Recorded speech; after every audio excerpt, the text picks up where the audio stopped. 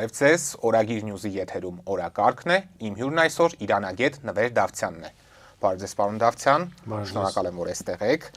Պարոն Դավթյան, մեր զրույցը սկսենք Իրանում ստեղծված իրավիճակից, որի մասով Հայաստանում իրարամերժ գնահատականների պակաս չունենք։ Հասկանալի է, որ Իրանում այս պահին ինտերնետը արգելափակված է ու որոշակի առումով տեղեկատվական վակուում է ստեղծվել ու իրական պատկերը հասկանալը շատ բարդ է, բայց այնուամենայնիվ, դատելով այն տեղեկատվությունից, որն այս պահին կա, ինչպես է գնահատում իրավիճակը, որքանով է այն գտնվում երկրի իշխանությունների վերահսկողության ներքո։ Կոնկրետ ինչ վերաբերում է միջայժմ տեղի ունեցած գործողություններին, ապա երկու հարթության մեջ պետք է այն դիտարկենք, այսինքն օբյեկտիվ իրականություն, այն խնդիրներով հանդերձ թե տնտեսական, թե ներհասարակական եւ արտաքին միջամտության համատեքստում դարձյալ տնտեսական ազդեցության գործոնով եւ քաղաքական ու անվտանգային ազդեցության գործոններով։ Այն, որ ներիրանական խնդիրների մեջ բավական մեծ մասնաբաժին է կազմում սոցիալ-տնտեսական այդ հատվածը, սեկտորը, խնդիրների, դա ակնհայտ է։ Դրանց մի մասը պայմանավորված է եւ երկրի ներսում արկա կառավարման որոշակի համակարգի գործոններով եւ ինչու՞ չէ նաեւ հատկապես արտաքին երկար ժամանակ տնտեսական պատժամիջոցների գործոնով, այսինքն երկու իրողությունները իրենց որոշակի ազդեցությունը ունեցել են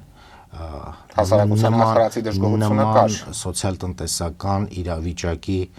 ձևավորման, առաջացման կամ հասունացման համար, բայց տվյալ սոցիալ-տնտեսական խնդիրը, որը դեկտեմբերի 28-ի դրությամբ արտահայտվեց եւ գուցե դրանից մի փոքր առաջ դեկտեմբերի 25-ին ճիշտ կլինի նշել, որ նաեւ բարձրաձայնվեց երկրի արտգործ նախարարի մակարդակով եւ վերջի շրջանում, որ անհրաժեշտություն էր առաջացել որոշակի կադրային փոփոխություններ իրականացնելու, որոշ սոցիալ-տնտեսական սուբսիդավորող փաթեթներ մշակել, ինչու՞ չէ նաեւ երկարաժամկետ ու կարճաժամկետ նախագծեր մշակել, ներկայացնել, բյուջեի քննարկումները նույնպես հետաքրքիր էին, կարևոր էին, որովհետև ներկայացված բյուջեում մինչև 20% մոտավոր աշխատավարձի բարձրացում էր նախատեսվում, բայց ինչպես տեսանք մեջլիսի քննարկումներում կարիք առաջացավ, որպեսզի նվազագույնը 20% բարձրացվի։ Մյուսը կառավարությունը, որ գիտակցում էր արկա խնդիրների մասին, արտահայտվեց արտգործնախարարի մակարդակով, երբ նշվեց, որ արկա սոցիալ-տնտեսական խնդիրները, ֆինանսատնտեսական խնդիրները միայն պատժամիջոցներով չեն պայմանավորված, կան այլ լուրջ խորքային խնդիրներ, պատճառներ, որոնք պետք է վերացվեն։ Դրան հաջորդեց որոշակի կադրային փոփոխություններ, կենտրոնական բանկի կառավարիչ փոխվեց, էկոնոմիկայի նախարարը ընդ որում մի քանի ամիս առաջ էր նշանակվել, կանխատեսվում էր որոշակի թանկացումներ եւ մյուսը, որ գուցե կարճաժամկետ խնդիրների լուծման փաթեթը իրենից ներկայացնում, սուբսիդավորվող որոշ ծրագրերի իրականացումներ։ Դա վերաբերում էր էլեկտրոնային կուպոնների տրամադրմանը հասարակությանը, յուրաքանչյուր շնչի հաշվով որոշակի գումար, որպեսզի կարողանան թանկացումների այդ տարբերությունը կոմպենսացնել։ Մյուսը վերաբերում էր տնտեսվարողներին տրվող որոշակի արտոնությունների, բյուջեի մասին արդեն խոսեցինք, սրանք կարծես թե արդեն կառավարությունը կանխատեսելի այն խնդիրների լուծման ինչ-որ ծրագիր էր, որը փորձում էր իրականացնել։ Ու այդ իրավիճակում տեղի ունեցավ այս ֆինանսատնտեսական հասարակական դժգոհության պայթյունը։ Ենթադրվում էր, որ պետք է գուցե խանութների փակվելով կամ փողոցային ակցիաների միջոցով զուտ որպես ակցիա քաղաքացիական հասարակությանը բնորոշ այդպիսի ընթացք պետք է ունենա, բայց ընթացքում մենք նկատեցինք, որ այդ ակցիաները արդեն թևակողում են այլ փուլ, այլ ուղղություն եւ հետապնդում են այլ նպատակներ։ Բախումներ սադրելու քաղաքական նպատակներ, այնտեղ նկատելի էր արդեն քաղաքական բնույթի հայտարարություններ, կոչեր, արդեն իշխանության դեմ ուղղված եւ որոշ առումով արդեն իրենց մեջ պարունակելով առանձին անվտանգային ռիսկեր ներկայացնող տարրեր, այսինքն երկրի համար։ Եվ բախումներ սկսվեցին արդեն տարբեր նահանգների, տարբեր քաղաքներում։ Հիմնականում այնպիսի քաղաքներում, որտեղ գուցե իշխանական վերահսկողություններ թույլ կամ էթնիկ կազմության տեսանկյունից քրդաբնական լորերով բնակեցված հատվածներ էին, եւ դրանք սկսեցին արդեն բախումների վերաճել։ Իսկ ինչ վերաբերում է արդեն հունվարի 8-ին եւ հունվարի 9-ի գիշերը արդեն սկսված փուլը, սա կարելի է համարել արդեն նոր փուլ, որը արդեն դրսևորեց իր մեջ ոչ միայն զուտ սոցիալ-տնտեսական դժգոհության արտահայտման ցույցեր, ոչ միայն քաղաքացիական խռովություններ, նույնիսկ եթե կարգախոսները լինեին քաղաքական բնույթի, բայց խաղաղ տեսքով, դա հասկանալի կլիներ, բայց դրանցում սկսեցին արտահայտվել արդեն ահաբեկչությանը բնորոշ տարրերի դրսևորումներ, այսինքն ինչու ենք մենք ահաբեկչություն փորձում հասկանալ սոցիոլոգիական տեսանկյունից կամ վարքի տեսանկյունից, հասարակության հոգեբանական վարքի արտահայտման դրսևորման տեսանկյունից, որովհետև տարօրինակ է, եթե հոգեորականության նկատմամբ ունենան ինչ-որ օբյեկտիվ դժգոհություններ, որպես թեոկրատական երկիր, եթե ունենան քաղաքական իշխանության նկատմամբ, պետական մարմինների նկատմամբ դժգոհություններ, իրենց ցասումը արտահայտեն պետական աշխատողի կամ հոգեորականի նկատմամբ, դա ինչ որտեղ կարելի է հասկանալ, բայց իհարկե չարդարացնելով, որպես հասարակության դրսևորման բան, բայց երբ որ ագրեսիվ վարքի դրսևորում ենք մենք տեսնում շտապօգնության աշխատողի, հրշեջ ծառայության աշխատողի, մսկիթի նկատմամբ հարձակում, Իրանի պես երկրում, լավ մսկիթն էլ նույնիսկ հասկանում եք հոգևոր հաստատություն է, ոնց կարող ենք պատկերացնել Թեհրանցին արդյոք կարող էր ցանկանալ իր քաղաքի ունեցվածքը, հանրային ունեցվածքը ոչնչացնել։ Դա կարող է վերաբերել բանկերի, բանկոմատների, դրանց թալանելու, խանութներ կոտրելու, խանութպաններ, որոնք չէին ցանկանում մասնակցել առանձին նրանց ակցիաներին, առանձին հաշվեհարդար տեսնել նրանց հետ։ Սրանք արդեն եւ այդ հաշվեհարդարը դրսևորվում էր իր առանձին յուրահատուկ դրսևորումներն է ունեցել։ Սկսած խմբակային ծեծի իրականացումից մինչև սառը տարբեր զենքերով, միջոցներով գլխատման դեպքեր են եղել, դանակահարության դեպքեր են եղել եւ այդպես։ Եվ սա ոչ միայն հասարակական նշանակության կամ նրա ոլորտում գործիչների կամ հասարակ քաղաքացիների նկատմամբ, այլ դրա ագրեսիվ դրսևորումներ, ավելի ագրեսիվ դրսևորումներ նաեւ պետական ծառայողների նկատմամբ։ Մինչև հունվարի 8-ը մենք նկատեցինք փորձեր, որ ցանկանում էին ոստիկանական, այսինքն ակտիվիստների ինչ-որ խմբեր ցանկանում էին ոստիկանական կամ հասարակական կարգը պահպանող այլ ուժեր, ինչպիսին օրինակ այնտեղ նաև բասիջիների կառույց կա, որ փորձում էին իրենց ակտիվիստներին հագցնել նրանց համազգեստներ եւ ներդնել, այսինքն ակցիայի իրականացնող անձանց մեջ։ Սա արդեն ցույց էր տալիս, որ տանելու է այլ ընթացքի, այլ ուղղության։ Հանրային տրանսպորտը ջարդել, այրել, ոչնչացնել, կանգառները, փողոցներում զանգվածային անկարգություններ իրականացնելը, մզկիթների նկատմամբ հրկիզելը, դրանք վարչական հաստատություններ գրավելու կամ Սուլեյմանի նկարը այրելու միջադեպը։ Այո։ Գիտեք, Իրանի պես հասարակություն ունեցող, բազմաշերտ հասարակություն ունեցող միջավայրում, ինչ որ առումով, եթե մենք այնտեղ գործ ունենք աշխարհիկ եւ հոգեվոր ընկալումներով ապրող հասարակության հետ, գուցե աշխարհիկ ընկալումներով աշխարհայացք ունեցող հասարակության համար նա ինչ-որ առումով ատելի թվա եւ որպես ագրեսիայի դժգոհության ատելության դրսեւորում գնային դա անեին, բայց որևէ կերպ չի հասկացվում կլինիկայի այրելը, բուժքույրն էլ նրա մեջ, հիվանդների մի մասը կամ մզկիթները այրել հավատացյալներ նրա մեջ։ Սա արդեն անհասկանալի է, այլ վարքի այլ դրսևորում է։ Իսկ այստեղ արտաքին ուղղորդումները ավելի գերակշռում նման գործողություններում։ Կարծում եմ այո, արտաքին ուղղորդում, արտաքին ազդեցությունը եւ այսպես հասկանանք, եւ իրավիճակի ձևավորման, եւ իրավիճակի լարման, եւ իրավիճակը արդեն քաղաքական անվտանգային մակարդակ տեղափոխելու։ Եվ ինչպես տեսանք, նաև բացահայտ կերպով դրանք արտահայտվեցին։ Իսրայելի բազմաթիվ պաշտոնյաներ իրենց X-ում տարբեր սոցհարթակներում կատարված գրառումների մեջ, եթե չասենք ուրախ էին դրանում, բայց խոստովանում էին, որ իրենց մասնակցությունը եղել է այդ ամեն ինչի կազմակերպման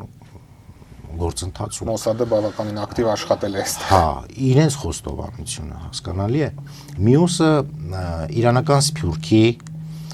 այսպես ես կհամարեմ չկայացած սփյուռքի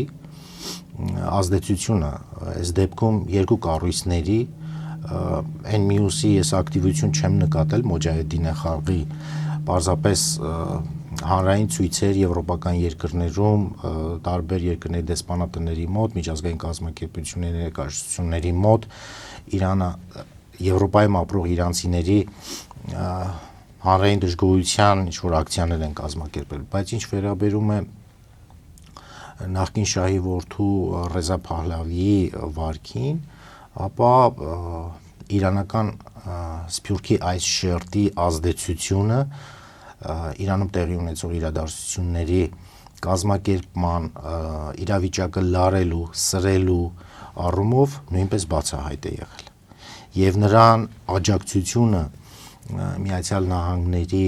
սենատորի մակարդակով կամ Թրամփի հայտարարության մակարդակով նույնպես ակնհայտ է եղել։ Դրանք բացահայտ նաև հրապարակվել են։ Իսկ Իրանի ժողովուրդը որքանով է աջակցում process-ին եւ նույն շահի որդուն որքանով է տեսնում որպես երկրի հետ հաջորդ ղեկավար այս ամենի համատեքստում։ Մինչև այս իրադարձությունների սրվելը, որովհետեւ այս ընթացքում բավական լուրջ զանգվածային քարոզչական աշխատանք իրականացվեց այդ հակաիշխանական ատելության տրամադրությունները խորացնելու եւ բարձրացնելու առումով, մինչ այդ երբ որ շատ իրանցիների որոշակի կրթական ցենզ ունեցող, որոնք կարող էին նման վերլուծություններ անել, ընկալումներ ունենալ, պատկերացում ունենալ, երբ խոսում էին, նրանք ասում էին արկա իշխանություններից դեռևս ավելի լավը մենք չենք տեսնում եւ չենք պատկերացնում, որպեսզի գնանք այդ քայլին։ Հա, այս ընկալումներ գերակա, բայց վերջին շրջանում այս իրավիճակի թանկացումներ, դժգոհություններ եւ պետական իշխանության նաեւ իր ինքնապաշտպանական դրսևորում որպես ակցիաների ճնշման գործընթացի ընթացքում տեսանք արդեն ագրեսիվ հակաիշխանական կեցվածք, վստահության որոշակի չափի մեծացում, արտաքին ուժերի եւ նրանց նկատմամբ ինչ որ ակնկալիքի մեծացում, հա, օրինակ հունվարի 8-ի, 9-ի, 10-ի իրադարձությունների ժամանակ 5 շաբթի ուրբաթ շաբաթ օրերի ընթացքում ավելի շատ կար որոշակի ինքնավստահություն, որ իրենք փողոցային այդ զանգվածային անկարգությունների միջոցով կարող են ինչ-որ բանի հասնել, բայց դրանց ճնշումից հետո, պարագլուխների ձերբակալությունից հետո, գուցե նաև որոշների սպանելուց հետո ավելի մեծացավ արդեն բարձրաստիճան մակարդակով այլ երկրների միջամտության, ընդհանուր դա հասցվեց Դոնալդ Թրամփի կողմից աջակցության կոչի մակարդակ, այդ թվում նաև ռազմական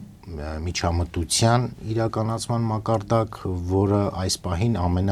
գուցե սպասելի, կանխատեսելի ինչ-որ սցենարն է, բայց այս դեպքում արդեն մենք էլի գործ ունենք թեկուզ ռազմական սցենարի, բայց մի քանի տարբերակների հետ։ Երեկվա դրությամբ իրենց անվտանգության խորհրդի Միացյալ Նահանգների նիստից հետո ոնց հասկացանք վերջին տվյալներով պետք է Թրամփն է այդպես հորդորել, որ գործողությունը պետք է լինի սահմանափակ, կայծակնային արագությամբ եւ արդյունավետ, այսինքն ցանկալի արդյունք ապահովող։ Մի քիչ այս պարագայում, այս կոնցեպտի պայմաններում ակնկալվում է, որ առնվազն երկրի գերագույն իշխանության ոչնչացման, այսինքն տարբերակ պետք է սցենար լինի։ Մյուս սցենարը, որը երկարաժամկետ գործընթաց է ենթադրում, բայց դարձյալ ռազմական բաղադրիչով ենթադրվող, դա զինյալ խմբավորումների ներթափանցման ապահովումն է երկրի տարածք, սահմանամերձ տարածքներ, եւ այդպիսի խոցելի նահանգներից են Իրանի, Իրաքի հետ սահմանամերձ մի շարք նահանգներ, խոսքը վերաբերում է Քորդեստան նահանգին, Չարբահար եւ Բախտիարի այդ հատվածով Գանկեսվերև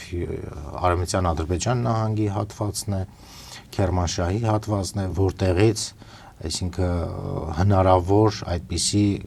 գործընթացներ կարող են տեղի ունենալ։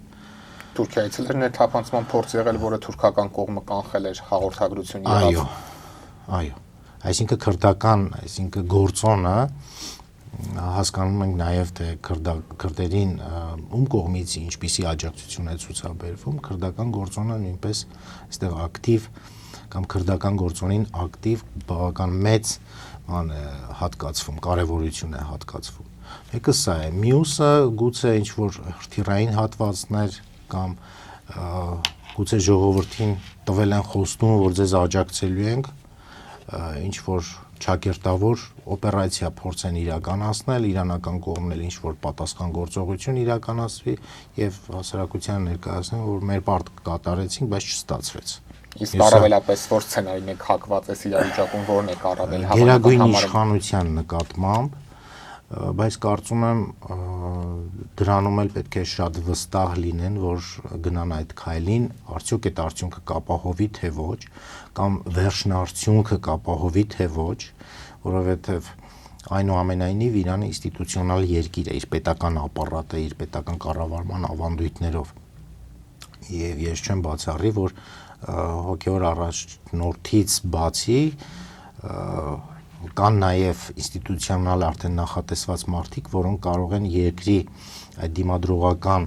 ատրիբուտները դրսևորել, հատկանիշները դրսևորել, ինքնապաշտպանական հատկանիշները դրսևորել։ Խոսքը վերաբերում է Պահապանների կորպուսի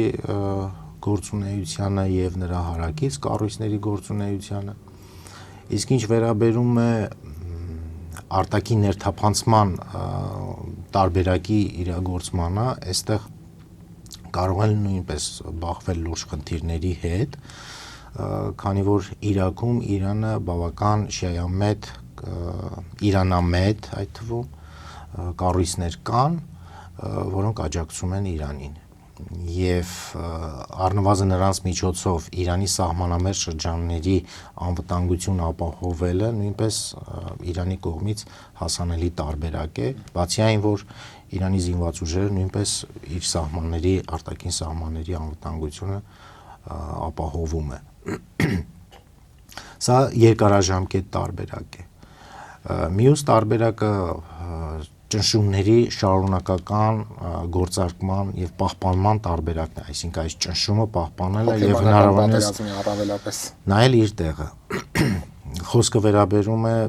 3 թե անցած օրը Դոնալդ Թրամփի նոր տնտեսական պատժամիջոցի սահմանման, այսինքն այն երկրները, որոնք տնտեսական հարաբերությունների մեջ կմտնեն, առևտրատնտեսական հարաբերությունների մեջ կմտնեն Իրանի հետ, 25% ավել մաքսատուր կվճարեն Միացյալ Նահանգների հետ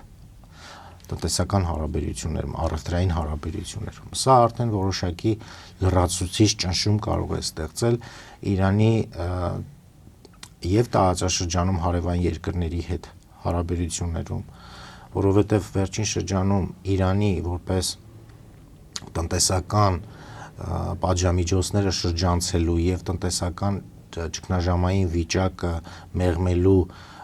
հնարավոր երկարաժամկետ նախագիծ դիտարկվում էր հարևան երկրների հետ տնտեսական հարաբերությունների զարգացում, խորացում,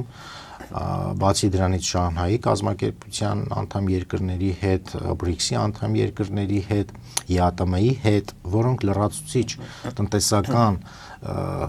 հնարավորություններ կարող են ապահովել այդ երկրի համար շրջանցելու Միացյալ Նահանգների կամ միջազգային այլ պատժամիջոցները եւ դրանց հետևանքները։ Սրանք տարբերակներ էին, որոնք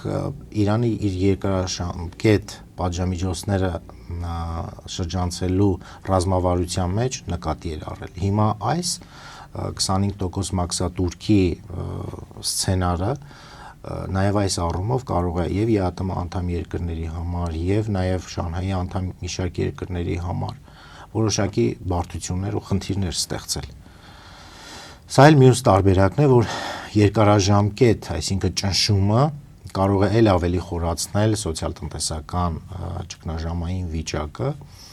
եւ ժողովրդական հանրային դժգոհությունների ալիքը, անվստահությունը իշխանության նկատմամբ խորացնել ու բարձրացնել։ Եվ եթե Միացյալ Նահանգների տեսանկյունից արդեն նայենք, ամերիկյան կողմը իր որոշումը կայացնելուց հարվածի մասով ինչ որ գործոններն է առավելապես հաշվի առնելու եւ որն է լինելու այն պահը, որը նա ընտրելու է տվյալ դեպքում։ Ինչից հետո պետք է դա տեղի ունենա։ Դժվար է կանխատեսել, բայց որ իրենց ձեռնտու չի լինելու երկարատև պատերազմ Իրանի հետ, դա նույնպես ակնհայտ է։ Կայացնային ինչ որ հարվածի տեսքով պետք է։ Այո, գուցե ինչ որ վենեսուելական տարբերակ իր բարդություններով հանդերձ Իրանի պարագայում, որովհետև Իրանում մենք գործ ունենք այլ անվտանգային միջավայրի հետ, նման անձանց երկրի առաջնորդի ղեկավարի մասով եւ Վենեսուելայում այլ իրավիճակ էր։ Բայց ինչ վերաբերում է այդ սցենարներին եւ այլ, մյուսը պետք է նշենք, որ արաբական երկրներից մեծ մասը նավթային երկրներից, խոսքը վերաբերում է Օմանին կամ Կատարին կամ Սաուդյան Արաբիային, նրանք իրենց կողմից Միացյալ Նահանգներին նախազգուշացրել կամ գուցե խնդրել կամ տեղեկացրել են, որ երկարատև պատերազմը ինչ տնտեսական հետևանքներ կարող է ունենալ։ Սա կարծում եմ նույնպես Միացյալ Նահանգներում դիտարկվել է, գնահատվել է եւ ուստի գուցե ամենահավանական եւ իրենց համար ցանկալի տարբերակը լինի կայծակնային այս գործողության տարբերակը, որը արդեն հրապարակվել է, հայտարարվել է դրա մասին։ Ղեկավարությանը գլխատելու մասով։ Կամ գլխատելու, կամ առևանգելու, կամ ինչ որ այլ գործողությամբ, չգիտեմ, այնուամենայնիվ երկրի գլխավոր կառավարման ինստիտուտը չեզոքացնելու։ Այսինքն գուցե զինված ուժերը իրենց տեղում մնան, բայց կառավարման ինստիտուտը վերնախավը չլինի։ Սա տարբերակներից մեկն է։ Չգիտեմ, որը կկարողանան հաջողացնել, իրականացնել, դա արդեն մենք, որովհետև Իրանի հետ, Իրանի մենք գործ ունենք արևելյան երկրի հետ եւ արևելյան երկրների, այն էլ Իրանի պաշտպանունակության բոլոր հնարավորություններին մենք չենք տիրապետում։ Մենք չգիտենք այդ երկիրը արևելքում սովորաբար այդպես է եւ մի բան տեսնում ես, բայց իրականում մեկ այլ բան կա թաքնված։ Այո։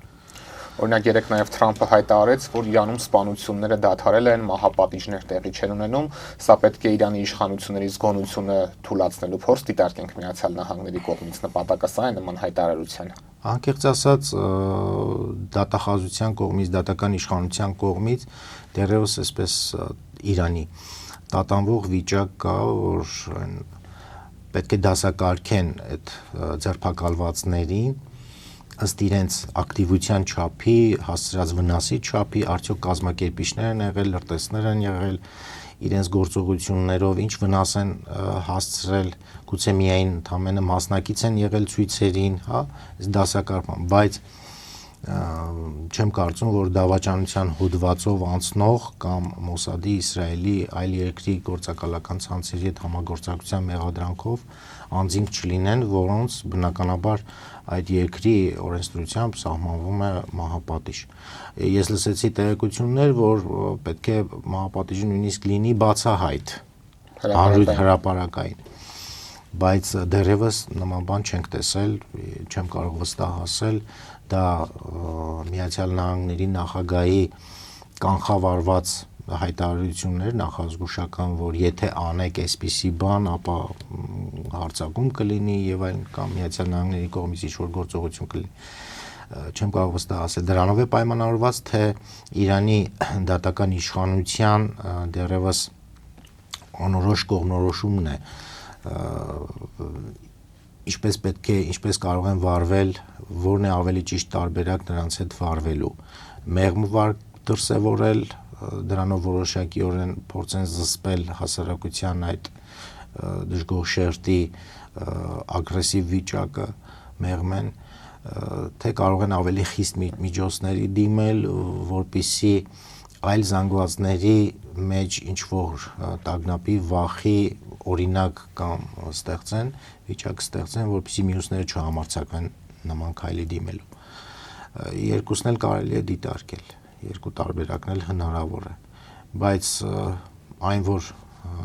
մենք գործ ունենք այնուամենայնիվ տիպիկ արևելյան հասարակության հետ եւ որոշակիորեն նաեւ արևելյան ավանդույթներով կառավարող պետության հետ եւ յուրաքանչյուր հասարակության կառավարման մեխանիզմներում նրա հետ պետություն, հասարակություն, պետություն, քաղաքացի այս հարաբերություններում այդ երկրի հասարակությանը բնորոշ ինչ-որ վարքի կանոններով պետք է պետությունը առաջնորդվի։ Դա արդեն իրենց ներքին գործն է, իրենց ներքին խնդիրն է։ Իրենք գուցե ավելի լավ կհասկանան իրենց հասարակության այդ վտանգավոր տարրերի հետ ինչպիսի վարք պետք է դրսևորեն, իրավական այդ իրավաչափությունը ինչպիսի պետք է լինի, դրա ձևաչափը։ Բայց ինչ վերաբերում է նրա ազդեցության, տարածաշրջանային ազդեցության, գիտեք, իրանական հասարակության մեջ կան նաև շերտեր, որոնք գիտակցում են ժառումով, դա ինչ խնդիրների կարող է հանգեցնել, ընդհանուր նաև սիրիական օրինակ, Իրաքի օրինակ, մասնատման վտանգը նշվում, որ կարող է ապառակման վտանգը, տեսեք 2003 թվականից Իրաքը այլևս Սադամի ռեժիմի տակ չի գտնվում, բայց այնուամենայնիվ այդ երկրում դեռևս լիքը շատ սոցիալ-տնտեսական խնդիրներ չեն լուծվել։ Սիրիայի օրինակը վերցնենք, այնտեղ նույնպես այլ ակնկալիքներով իշխանափոխություն տեղի ունեցավ, այնտեղ նույնպես շարունակում է մի շարք խնդիրներ մնալ ակտուալ, բացի դրանից ազդեցության գոտիների է բաժանվել այդ երկիրը, հարավային մասը Իսրայելի ազդեցության, հյուսիսային մասը թուրքական ազդեցության, Սիրիայի քրդաբնակ շրջանների հյուսիսարևելյան հատվածի այլ ազդեցության են ենթարկվում, այնուամենայնիվ իրանական հասարակության մեջ կա շերտ, որ դա այդ վտանգները նույնպես գիտակցում է, բայց այն փողոց դուրս եկած շերտը հասարակության դա չի գիտակցում, չի պատկերացնում։ Իսկ եթե փորձենք այսպես ասած կշեռքի նժարների վրա դնել հասարակության մեջ որ շերտն է կերակշռում, հասկանցողները, թե այնուամենայնիվ այս ամենի հետևանքները քանակական առումով դժվար է դա տարանջատել, բաժանել, որովհետև փողոցը դեռևս չէր արտահայտում ամբողջ հասարակության իրական պատկերը, թե դժգոհության, թե համակիր լինելու երկու մասով էլ, բայց ամենապարզ, պրիմիտիվ, նույնիսկ վիճակագրական հաշվարկներով փորձենք նայել, այդ երկրում 87-89 միլիոնանոց երկիր է, այնուամենայնիվ նրա հոգևոր իշխանության կառավարման լծակները որոշակի հասարակության մեջ իրենց արմատներով, տարբեր հաստատություններում իրենց գործունեությամբ եւ այլն, առնվազն պետք է այդ երկրում 1-1.5 միլիոն միայն հոգևորական լինի, երկրում սպասարկելու համար։ Պլյուս դրան հոգևոր մշակութային մի շարք հաստատություններ, որոնք նույնպես այդ հոգևոր իշխանության ազդեցության տակ են գտնվում։ Կան կառույցներ, ինչպիսին օրինակ բասիջիների իսլամական աշխարհազորայինների կառույցը, որի մասին հրապարակված տարբեր տեղեկություններով նրանց թիվը մոտավոր 10 միլիոն է կազմում։ Պետական ապարատ, զինված ուժեր, սրանք բոլորը եթե հաշվենք հանրագումարային մոտավորապես մի 20 միլիոն կամ առնվազն 15 միլիոնանոց կոնտինգենտի հետ մենք գործ ունենք եւ եթե դրան ավելացնենք նաեւ նրանց ընտանիքի անդամները, որոնք բնականաբար նույնպես կարող են ունենալ իրենց հարազատի կողմնորոշումը, հիմնականում պետականամետ կամ կրոնամետ կողմնորոշում, ապա այդ երկրի հասարակության առնվազն կեսը գուցե ավելին ունի կամ ապրում է գործող իշխանությունների կրոնապետական համակարգի բարիքներով, այսպես ասենք, թե իր ծառայությամբ, իր գործունեությամբ, վարչաքաղաքական ապարատում, կրոնամշակութային տարբեր ոլորտներում կրթական հաստատություններ կլինեն, հա, որպես պետական աշխատողներ, ծառայողներ եւ այլն։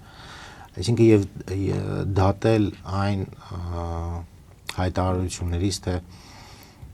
Իրանի ամբողջ ժողովուրդը իբր ցանկանում է ազատ լինել, դա ես օբյեկտիվ չէի գնահատի, որովհետեւ իրականում այդ երկրի հասարակությունը նախ այն, որ ինքը բազմաշերտ է եւ իր բազմաշերտությամբ նաեւ 79 թվականին արտահայտել է մի հետաքրքիր կամք, երբ նախկին իշխանությունների ժամանակ, շահի իշխանությունների ժամանակ երկիրը գնում էր աշխարհիկացման ճանապարհով, հասարակության մի ստվար զանգված դուրս եկավ եւ դա մերժեց։ Եվ այդ հասարակության, այդ հեղափոխությունը իրականացրած հասարակության մի մասը դեռևս ողջ է։ Հեղափոխություն իրականացրած սերնդի, նրանք ովքեր այդ ժամանակ եղել են 16-ից 25 տարեկան, գուցե 30 տարեկան, նրանք դեռևս ողջ են։ Այսօր այս հասարակության մասն են կազմում, Իրանում ապրող հասարակության մասն են կազմում։ Եվ վստահ ասել, որ նրանք մերժում են իրենց նախկին որոշումը, սա էլ կասկածելի է։ Այս բոլորը պետք է մենք հաշվի առնենք, երբ խոսում են ամբողջ ժողովրդի անունից, ես չեմ կարծում դա օբյեկտիվ է։ Ինչ վերաբերում է ընդդիմության քաղաքական հնարավորություններին, առանց արտաքին լուրջ միջամտության դժվար է նրանք ինչ-որ փոփոխություն կարողանան առաջացնել։ Ես չեմ ուզում գնահատական տալ դա դրական կամ բացասական։ Առանց ԱՄՆ-ի աջակցության չեն կարող հաջողության հասնել։ Առանց արտաքին աջակցության չեն կարող ինչ-որ բանի հասնել, հաշվի առնելով այս ներհասարակական բալանսը։ Բայց ինչ վերաբերում է արտաքին միջամտությանը եւ դրանից հետո ինչ ուժեր կարող են գալ իշխանության եւ այդ ուժերը ինչ հնարավորություններ ունեն արդարացնելու հասարակության ակնկալիքները։ Հիմա անդրադառնանք օրինակ Ռեզա Փեհլևիի գործոնին, որը այս պահին ներկայանալի որպես առաջնորդ է դիտարկվում կամ առնվազն իր ասացի պես ժամանակավոր կառավարություն պետք է կազմակերպի, կառավարում պետք է կազմակերպի ինչ-որ անցումային շրջան եւ այլն։ Տեսեք, նրա նախ եւ առաջ նման իրավիճակում, որպիսի հասարակության այս երկու թևերին եւ աշխարհիկ ընկալումներ ունեցող եւ կրոնական ընկալումներով ապրող հասարակության երկու թևերին համերաշխության բերող համազգային համաժողովրդական առաջնորդ է պետք, որպեսզի կարողանա այս երկու թևերին համերաշխ նույն երկրի մեջ կարողանա կառավարել։ Հակառակ դեպքում իր հոր ճակատագիրն է սպասվում։ Գուցե ոչ հիմա, բայց հերթական մի սերունդ փոխվելուց հետո 30-40 տարի հետո։ Ոստի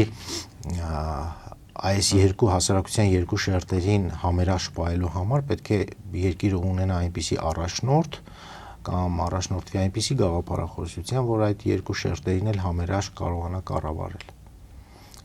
Մեկը մյուսի կողքին։ Այս հատկանիշները չունի Փահլավին։ Իր հատկանիշներով դեռևս հանդուրժողական վարկ դրսևորող կամ խոստումներ տվող որևէ բան մենք չենք նկատել, ավելին նրա համակիրները ամենաագրեսիվ ձևով են տրամադրված այ հասարակության այն մյուս շերտի նկատմամբ։ Սա է բավական վտանգավոր,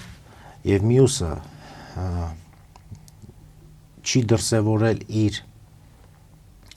հայրենանվեր գործունեության կամ հայրենանվեր ունակությունները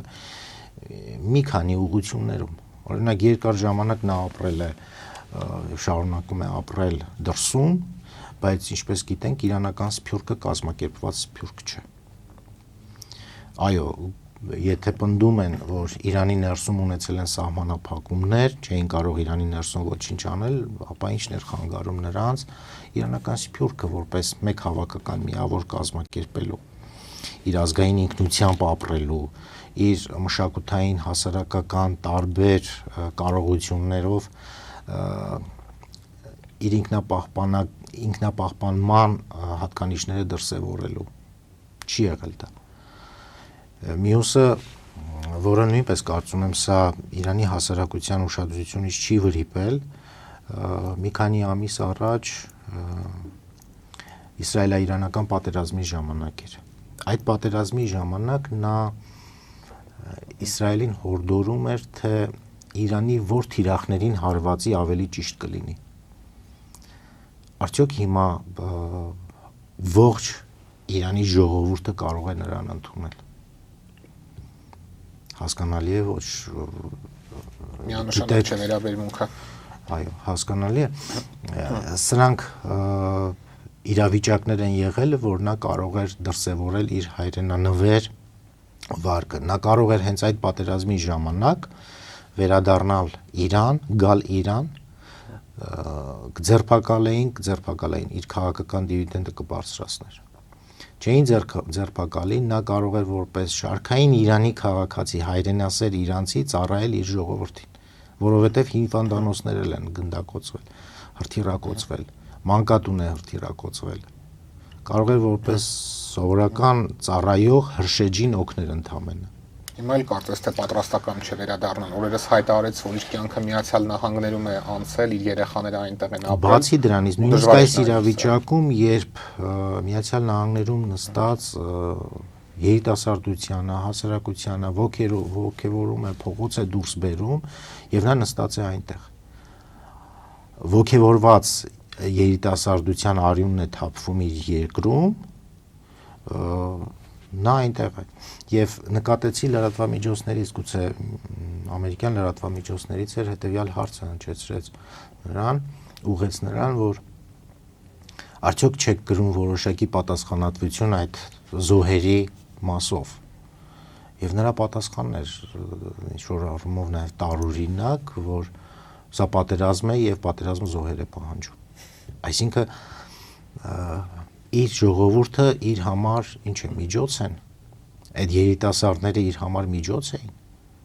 իր քաղաքական ինչ-որ նպատակների հասնելու համար։ Որին հասարակությունը իր գնահատականը կտա հաստատապես։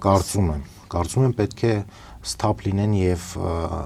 տեսնեն եւ տան, բայց ցավոք սրտի հասարակության որոշ շերտեր կա նման բաները չեն տեսնում։ Ինչ որ առումով գուցե այդ ազատության մոլուցքի, տենչանքի դրանով ապրելով գուցե շատ բաներ չեն նկատում, կուրացած են դակնկալիքով։ Գուցե կուրացած են նաև շատ առումներով, չտեսնելով իրենց շուրջ արկա այդ երկրում արկա հնարավորությունների մի մասը, իր թերություններով, իր խնդիրներով հանդերձ, այնուամենայնիվ գիտեք, շատ դժվար է ապրել մի երկրում, ասենք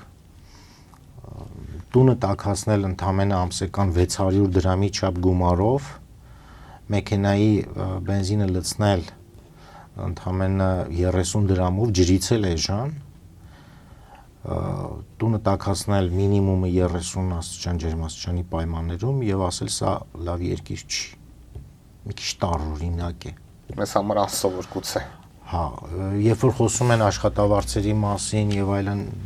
լավ, օբյեկտիվ տեսանկյունից փորձենք նայել, ասում են 14-15 միլիոն թուման են տալիս, ամսական աշխատավարձ, որում բյուջեում նախատեսված է մոտ 20% ավելի բարձրացվել։ Դա մոտավորապես ինչ գումարի մասին է, որ մեզ հետևող քաղաքացիները մոտավորապես $100 չափ, բայց այդ գումարը Իրանում ծախսելու պարագայում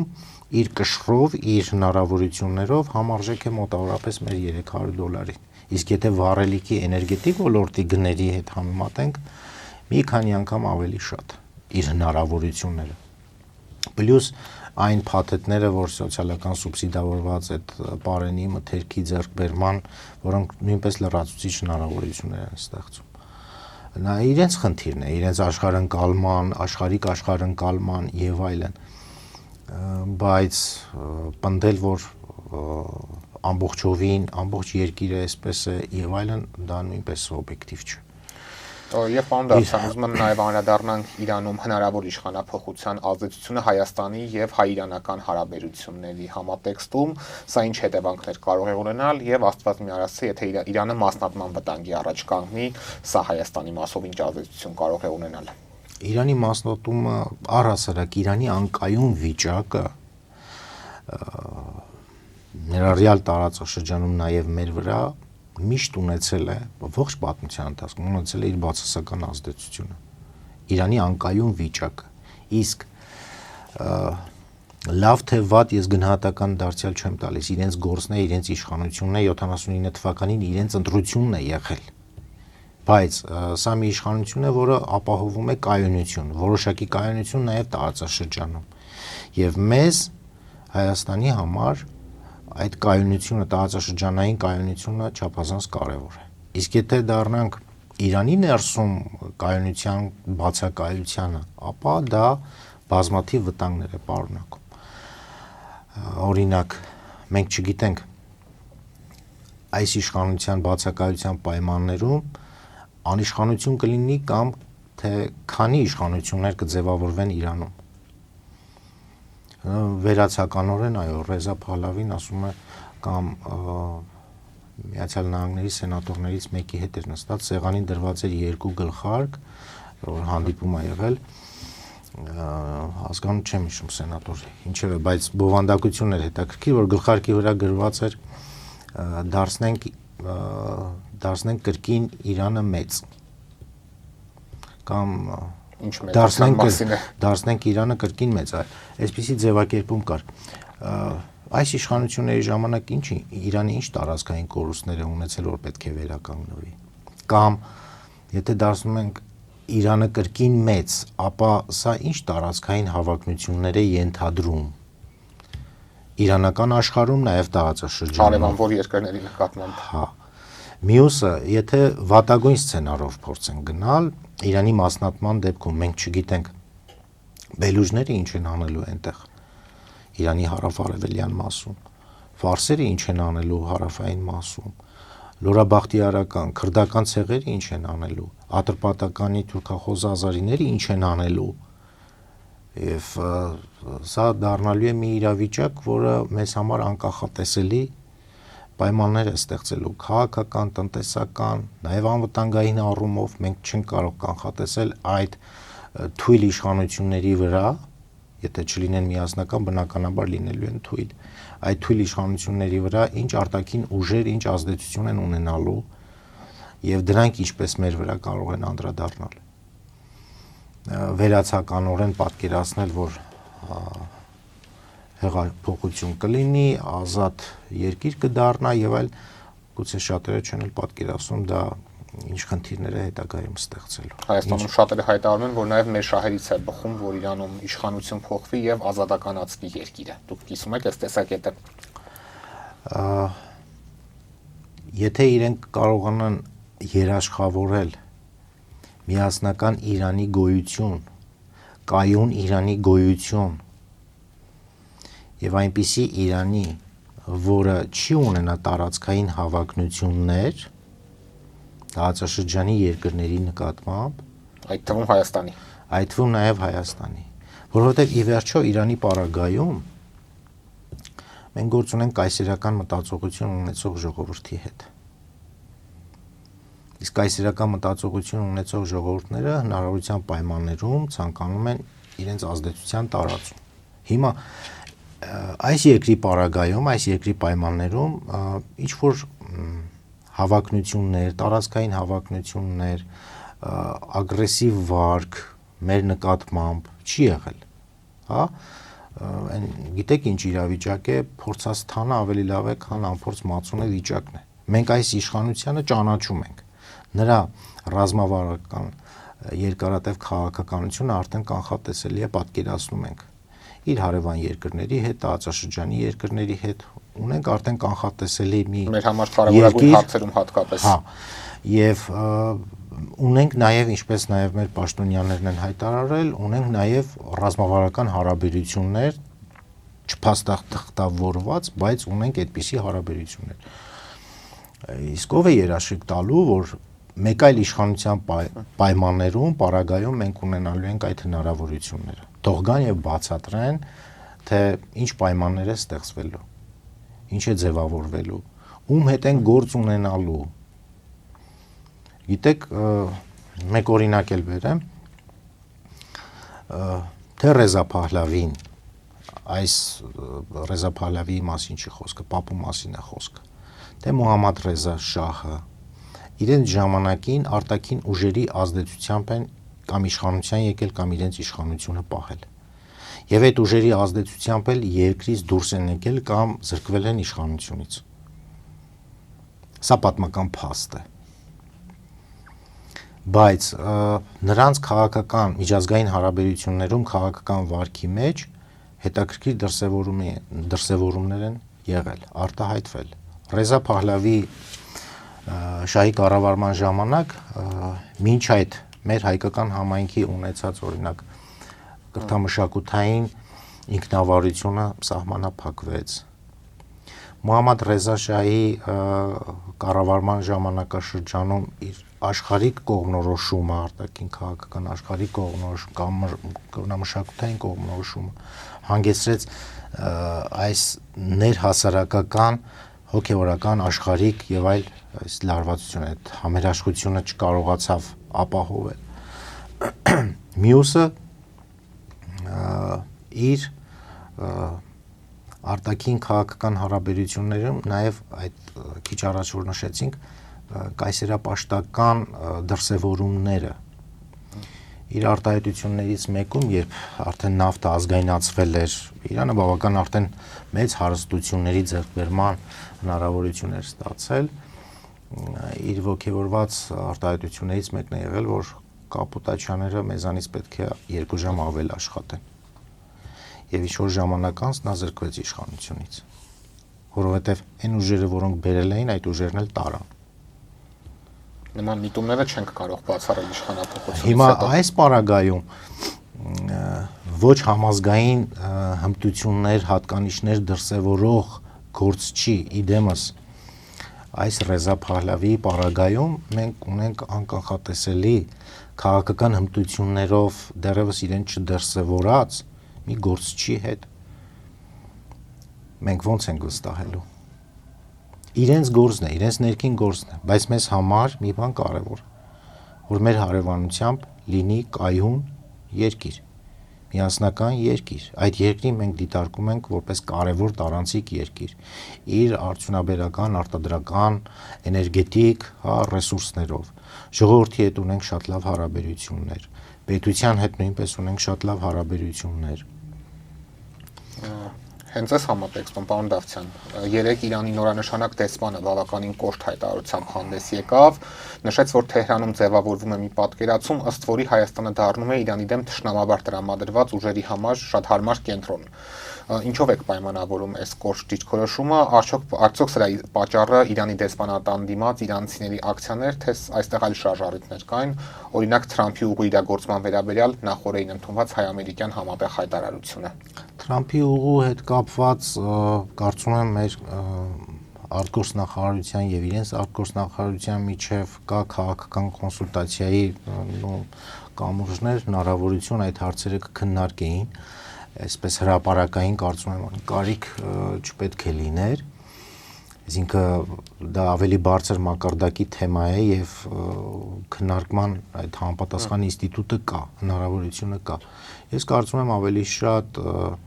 այսօր տեղի ունեցող իրանական զարգացումների պայմաններում գուցե ինչ որ քանակություն Իրանում ապրող աշխարհընկալումներ ունեցող, ինչ որ միգրանտների հոսք լինի Հայաստան եւ որոշակի ակտիվություն նրանք փորձեն այստեղ դրսևորել։ Այս առումով որպես գուցե կանխարգելիչ, նախազգուշացնող ինչ որ բան կոչ լիներ, սա այս տեսանկյունից կարող ենք դիտարկել, բայց մյուս առումով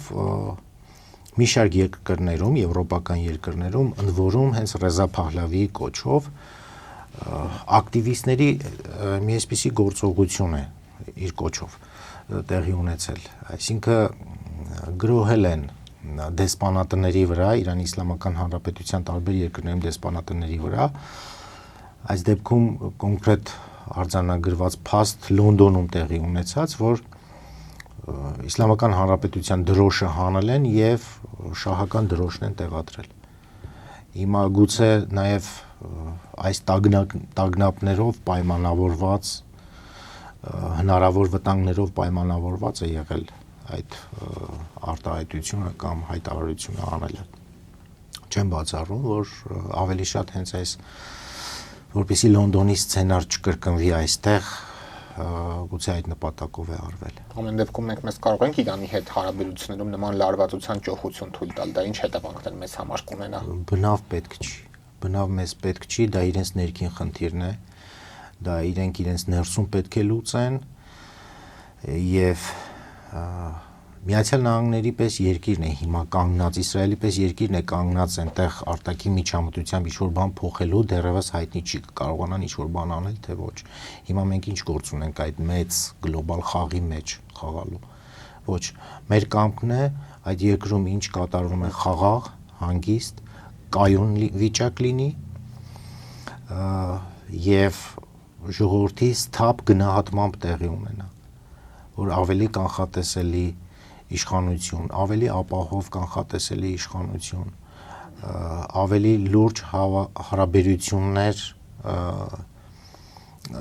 կառուցող եւ զարգացնող իշխանություն լինի, մեզ սա է պետք։ Մնացածը իրենց ներհասարակական խնդիրներն են, որովհետեւ այդ երկրի հասարակական պայմաններում, այսինքն պատկերի պայմաններում եւ էթնիկ մշակութային նաեւ քարտեզի պայմաններում կարող են յուրաքանչյուր 30 տարին մեկ այդպիսի ցնցումներ տեղի ունենալ։ Նորից եմ կրկնում 70-ական թվականների հեղափոխություն, 79 թվականի հեղափոխությունը ուղղված էր հենց աշխարհի կողմնորոշման դեմ։ Նաեւ երկրի առաջնորդի արտաքին քաղաքական կողմնորոշման դեմ։ Ինչ հիմա 30-40 տարին մեկ յուրաքանչյուր սերունդ փոխվելուց պետք է այսպիսի հեղափոխություններով ուղեկցվի դա։ Ուստի իրենց մեջ պետք է ողջամիտ, սառը, դատողությամբ կողմնորոշվեն, ինչպիսի իշխանություն են ուզում իրենց երկրի համար։ Գործող իշխանություններն էլ, որ նույնպես պետք է արմատախիլ անեն այն սոցիալ, հասարակական, տնտեսական տարբեր խնդիրները, որոնք առկա են։ Հակառակ դեպքում լավ, այս պայմաններում ինչ որ լուծումներ գտնվեցին կամ պետական ապարատը իր կարողություններով, իր ինքնապաշտպանական բնազդով կարողացավ պաշտպանվել եւ իշխանափոխություն տեղի չունեցավ, բայց հասարակական խնդիրները եթե շարունակեն պահպանվել, մնալ կամ միջազգային հարաբերություններում խնդիրները շարունակեն պահպանվել, մնալ, դրանք հետագայում նույնպես վերածվելու են այլ խնդիրների։ Չնայած միջազգային հարաբերություններում արկա խնդիրների մի մասն էլ դրանք սուբյեկտիվ խնդիրներ են, միայն իրանական գործոնով չեն պայմանավորված։ Այսինքն այսօր օրինակ հրապարակված Ռեզա Փահլավիի հայտարարության մեջ կար այսպիսի մի ձևակերպում, իթյոսայլնի, որ տարածաշրջանի բոլոր երկրների հետ պետք է կարգավորվեն հարաբերությունները։ Իսրայելը ճանաչելու մասին էր խոսել ավելի։ Այո, հիմա տեսեք, տարածաշրջանի բոլոր երկրների հետ Իսլամական Հանրապետությունը բացառությամբ Իսրայելի բոլորի հետ ունի շատ նորմալ հարաբերություններ։ Այստեղ ում է վերաբերում խոսքը, բացի Իսրայելից։ Հասկանում եք, այսինքն միջազգային հարաբերություններում Իրան եւ միջազգային երկրներ տարբեր